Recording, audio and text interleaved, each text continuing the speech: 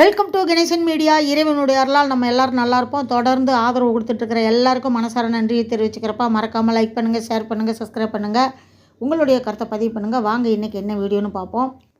இன்றைக்கி ராமநவமி எல்லாருமே நல்லபடியாக கொண்டாடி இருப்பீங்க. ஏன்னா ராமராமா அப்படின்னு சொன்னாவே நிறைய விஷயங்கள் நல்லபடியாக நடக்குது அப்படின்னு பெரியோர்கள் சொல்லியிருக்காங்க.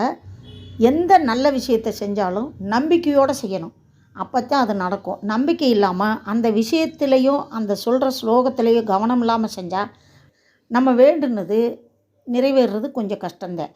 ஏன்னா இப்போது நம்மளை ஒருத்தவங்க கூப்பிட்றாங்கன்னு வச்சுக்கோங்களேன். இப்போ என் பேர் கற்பகமா அப்படின்னு கூப்பிட்டா தான் நான் திரும்பி பார்ப்பேன்.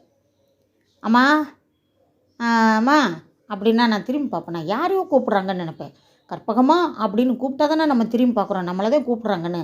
இது ஒரு உதாரணத்துக்கு தான். இறைவனுக்கு எல்லாமே தெரியும், வாயில் சொல்லாட்டியும் மனசுக்குள்ளே நம்ம நினைக்கிறதும் தெரியும் இறைவனுக்கு. அதனால் எந்த வேலையை செஞ்சாலும் அந்த வேலையில் கவனம் வேணும்.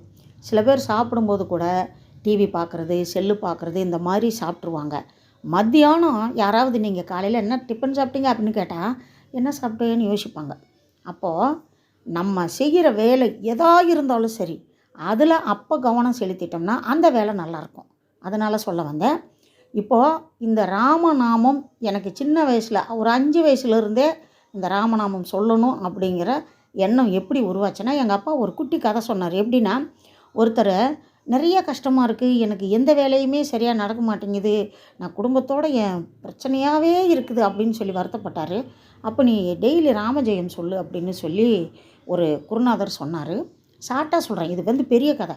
நீ தினமும் ஸ்ரீராமஜெயம் ஸ்ரீராமஜெயம்னு சொல்லுன்னு. ஸ்ரீராமஜெயம்னு சொல்கிறதுக்கெல்லாம் நேரம் இல்லைப்பா, எனக்கு வேலை இருக்குது அப்படின்னு இருக்காரு.